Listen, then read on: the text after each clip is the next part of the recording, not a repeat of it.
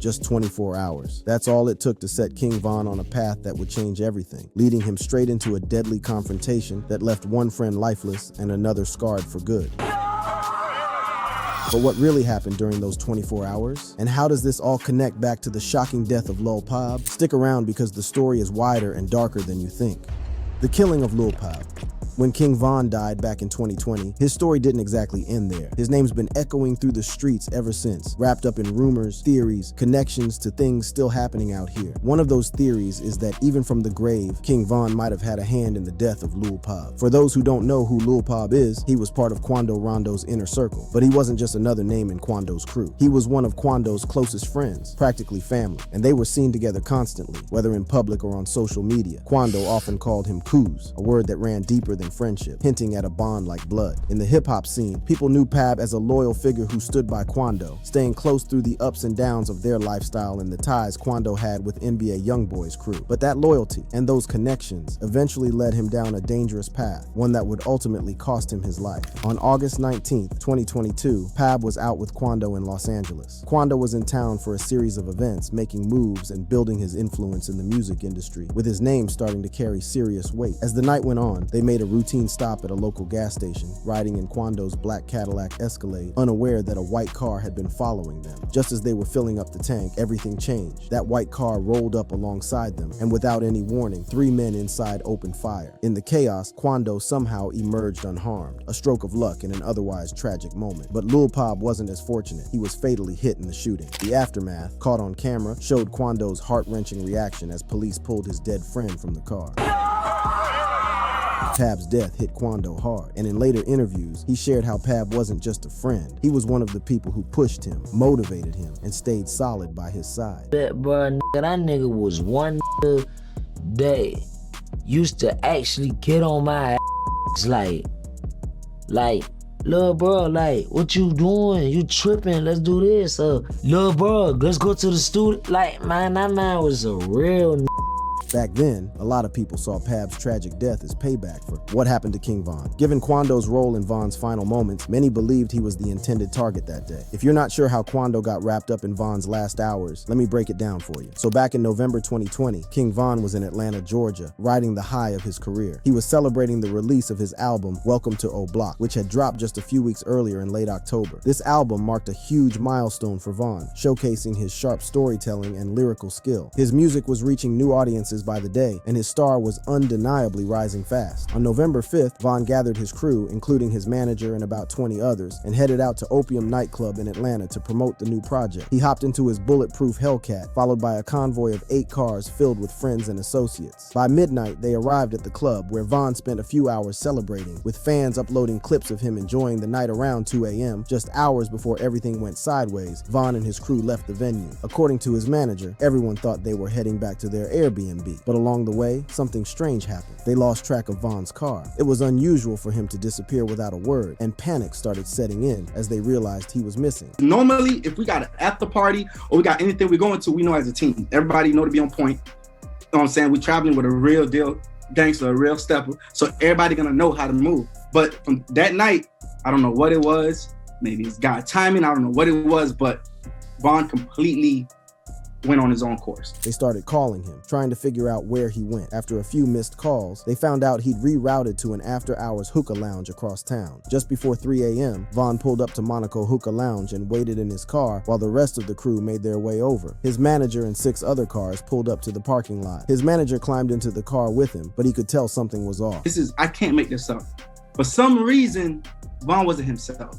I'm not gonna lie. This is somebody who's more on point than security at. This somebody if I'm on the road with, I'm with him. Like, cause he know how to move, he know how to pick spots. Like, yo, this man is like, I promise you, the best artist I ever moved in my life. They stayed in the car while the rest of the entourage waited in their vehicles due to the cold night. After a few minutes of talking, Von's manager convinced him it was time to go inside. Just as they were about to walk in, one of Von's friends alerted him that Quando Rondo was in a car just a few feet away. It's unclear if Von knew Quando would be there or if it was a wild coincidence that they ended up at the same spot, but Von didn't hesitate. He jumped out of his car and approached Quando, not thinking twice about whether he was alone or if backup was nearby. Within moments, Von and Quando Quando were face to face. Without a word, Vaughn threw the first punch, and the fight erupted instantly, drawing others from both crews. What Vaughn didn't realize was that the white vehicle parked beside Quando held his crew inside, watching closely. At 3:20 a.m., just seconds into the fight, a gunshot rang out from a few feet away, striking Vaughn in the side and catching him completely off guard. The shooter, later identified as Lul Tim, emerged from behind the car and fired multiple rounds. Vaughn was hit 3 or 4 times, while his manager also took a bullet to the leg. So why did Vaughn throw those first punches at Quando? Many believe it was connected to Vaughn's ongoing feud with NBA YoungBoy, a beef that eventually drew Quando in, just like how Lul Pab later got pulled into Quando's own conflicts. The initial sparks of the beef between NBA YoungBoy and Vaughn can be traced back to social media and subtle jabs in their music. A lot of people think it really kicked off when Vaughn went live and called YoungBoy out, questioning if he was really about that life and hinting that his gangster persona was just for show. To Vaughn, YoungBoy's lyrics felt more like fiction than reality, and he wasn't afraid to let everyone know it.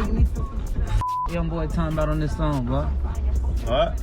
You talking crazy on it. You got cap in your rap. It didn't take long for YoungBoy to catch wind of Vaughn's comments, and he wasn't too happy. Then to make things worse, a picture of Vaughn holding hands with YoungBoy's ex, Johnny Ameshel, popped up online. And if there's one thing we know about YoungBoy, it's that he's got a possessive side, especially when it comes to his girlfriends and exes. Seeing Vaughn with his ex felt like a straight-up insult to him, and he didn't take it lightly. He clapped back with some cryptic posts and even made a track featuring King Von's ex, Asian Doll.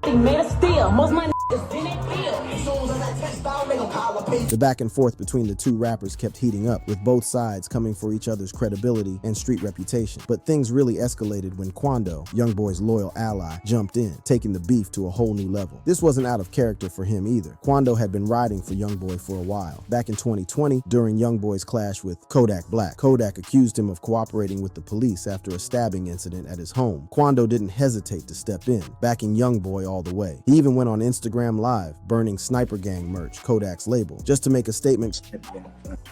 Chill out, man. Man, we NBA, man. What's on that shit? JP.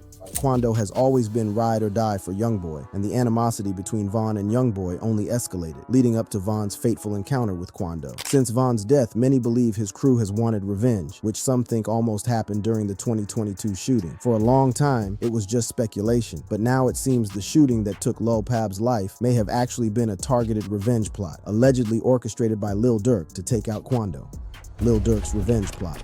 What started as whispers of vengeance after Vaughn's death has taken on new weight. Prosecutors recently filed an indictment claiming that Lil Durk masterminded a murder-for-hire plot in Los Angeles, with none other than Quando Rondo in the crosshairs. According to the indictment, this chilling scheme of calculated planning and execution was allegedly carried out by members of Lil Durk's Only the Family OTF gang. The plan began to take shape in August 2022, when OTF associates learned that Quando Rondo was staying at a hotel in Los Angeles. This information set the wheels in motion for a meticulously coordinated operation. The individuals involved in this plot were not just random associates, they were key members of OTF, each playing a specific role in the unfolding drama. DeAndre Wilson, Kevin London Grant, Asa Houston Keith Jones, and David Lindsay were the primary operatives in this scheme. Few days before the incident, acting under Lil Durk's direction, DeAndre, Keith, David, and Asa flew from Chicago to San Diego, then drove to Los Angeles using funds allegedly provided by Durk. On the day of the trip, Durk reportedly texted an associate handling the arrangement saying, "Don't book no flights under no names involved with me." Upon their arrival in Los Angeles, the OTF members were met by Grant, a top associate who had flown in on a private jet. Grant's role was crucial in facilitating the logistics of the operation. He secured hotel rooms for the group, purchased ski masks to conceal their identities, and obtained 2 luxury sedans for their use. As the day of the planned attack approached, the group armed themselves with weapons, including a gun that had been converted into a fully automatic machine gun. On the day of the shooting, the group tracked Quando Rondo and his entourage as they moved through Los Angeles. Their movements were calculated, following Rondo from a marijuana dispensary to a West Hollywood clothing store, and finally to a gas station across the street from the Beverly Center. This relentless pursuit demonstrated their determination to carry out the plot. At the gas station, Asa Houston allegedly parked his car strategically behind the station, setting the stage for the ambush. Keith Jones, David Lindsay, and an unnamed suspect then exited the vehicle, ready to execute their plan. As they approached, they opened fire fire, unleashing a hail of bullets that tragically claimed the life of Lul Pab, who was standing outside Quando's car. The aftermath of the shooting was chaotic, with 18 shots fired in total. The suspects quickly fled the scene, regrouping at an In-N-Out hamburger stand to discuss payment with Keon Grant. Afterward, they returned to San Diego and flew back to Chicago, seemingly confident they completed their mission. But why would Lil Durk go to such lengths for King Von? Well, that's because their bond went way back, built on the tough streets of Chicago. Durk grew up in Inglewood on the South Side, an area notorious for high crime and gang activity. Life wasn't easy. His father was incarcerated when he was just a baby, and he faced countless hardships. King Von, born Davon Bennett, came up in the infamous O Block, one of Chicago's toughest neighborhoods marked by violence and loss. Like Durk, he lost friends to the streets and had multiple run-ins with the law. Their initial connection was grounded in these shared struggles, with mutual respect and a recognition of each other's resilience and talent. Durk, already a major figure in the Chicago rap scene, saw potential in the young and hungry Von, taking him under his wing and offering guidance as Von found his footing in the music industry. Their friendship ran deeper than music. It was about loyalty and survival. In a world where trust was rare, they had each other's backs. Durk even called Von his twin, cementing the brotherhood that would shape both their lives and careers. He got a whole story behind him. You know what I'm saying?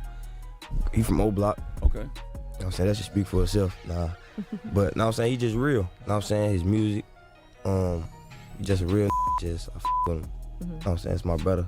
Twin. In 2017, Durk officially signed Von to his label Only the Family, OTF, marking the beginning of their professional journey together. Von's debut mixtape, Grandson Vol 1, dropped in 2019, featuring collaborations with Durk on tracks like Crazy Story 2.0 and Twin Nem. Their chemistry was undeniable, setting the stage for more iconic collaborations. Beyond the music and their close friendship, both Durk and Von were also known to be affiliated with the Black Disciples, BDs, one of Chicago's most prominent street gangs. This connection heavily influenced their music and public image, aligning them with Chicago's drill scene, which often reflects the harsh realities of gang life and violence. For those who don't know about the gang, the Black Disciples, BDs, are one of Chicago's most well-known and influential street gangs, with roots dating back to the 1960s. Founded by David Barksdale, or King David, the BDs began as part of a larger movement among black youth in Chicago to protect their communities from racial violence and social injustices. Initially, the group focused on neighborhood defense and community solidarity during a period of significant racial tension. Over time, however, their activities shifted, and the Black Disciples evolved from a community-oriented group to a powerful criminal organization involved in drug trafficking and other street crime. The gang grew into a powerful force, and its structure emphasizes loyalty, with members internalizing these values deeply. Loyalty in this context isn't just a personal choice, it's a core part of the gang's culture, affecting members' decisions and relationships. Retaliation becomes almost inevitable when a member or their close associate is harmed, seen as both justice and a means to maintain respect within their territory. Take their history with the Gangster Disciples, GDs, as an example. The rivalry with GDs is one marked by cycles of retaliation, especially in the 1990s when fights over territory and dominance turned deadly. For members, avenging one of their own became crucial, almost like a survival instinct, necessary for maintaining both reputation and respect in the streets. For Lil Durk and King Von, this culture of loyalty and retaliation likely influenced their own actions, with the streets shaping both their friendship and their approach to loyalty. It's no surprise that Durk would go to great lengths to seek justice for Von, but in trying to settle that score, Durk's own revenge plan caught up with him. The first to fall were his close associates, Grant, Jones, Lindsay, Wilson, and Houston. On October 24th, they were taken down in Chicago, facing serious charges for conspiracy to commit murder for hire. After their arrest, Durk tried to pull a fast one. He booked 2 flights out of South Florida, one to Dubai and another to Switzerland. Then he lined up a private jet to Italy, but authorities were already one step ahead. They caught him in Miami before he could make his move. However, this isn't Durk's first run-in with the law. His record goes back years, marked by charges and confrontations that have shaped not only his public image, but also his journey in the industry.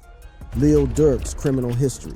It all began in October 2011 when Durk had his first major encounter with the law. Pulled over on a routine stop, officers discovered a firearm in his possession, leading to his arrest and a 3-month stint in jail. After he was released on bond, Durk found himself back behind bars just a few months later. During processing, he was even forced to cut off his dreads, a symbolic moment that marked just the beginning of his struggles with the justice system. On June 5th, 2013, Lil Durk's life took another sharp turn, landing him once again in the sights of law enforcement and the public eye. This time, It all went down in Chicago's Englewood neighborhood, the same place that had shaped his life and music. While patrolling the area, police officers spotted Durk's vehicle and decided to approach. According to reports, as officers got closer, Durk tried to ditch a .40 caliber by tossing it back in the car, but the move didn't go unnoticed. They cuffed him on the spot. Given his record, finding the gun on him was no small thing. This was going to bring some heavy consequences. The fallout hit hard. They slapped him with a $100,000 bond, showing just how serious the charges were. He was supposed to be out by June 19th, but delays kept him locked up longer, adding tension and stirring up speculation around his case. Fans and critics alike wondered what this meant for Durk, especially with him on the verge of blowing up in the rap game. But even with all that, Durk kept his defiance. When he finally got released on July 18th, he hit Twitter to make it known, posting, "I'm back, bitch. Yeah, I'm back, bitch. Did you miss me or you ain't care, bitch?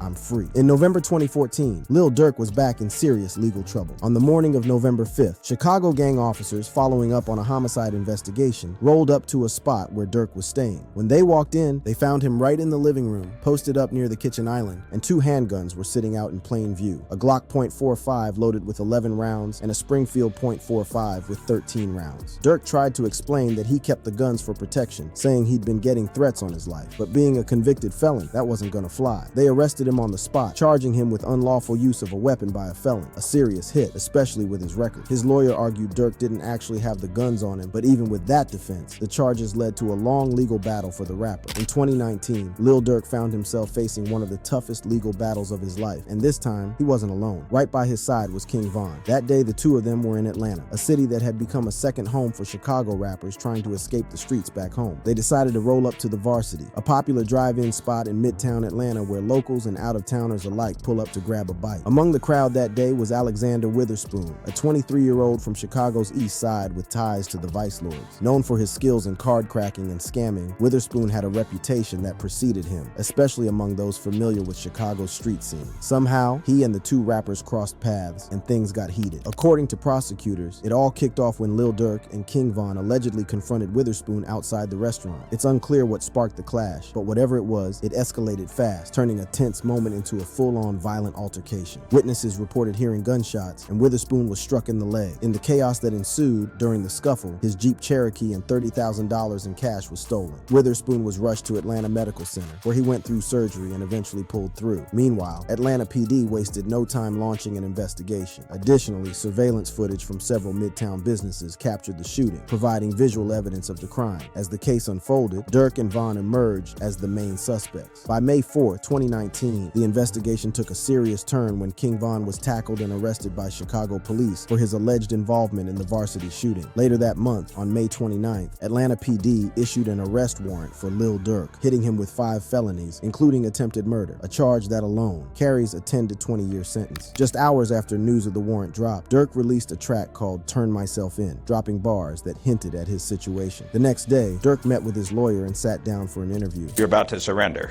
as we speak. Yeah. How come?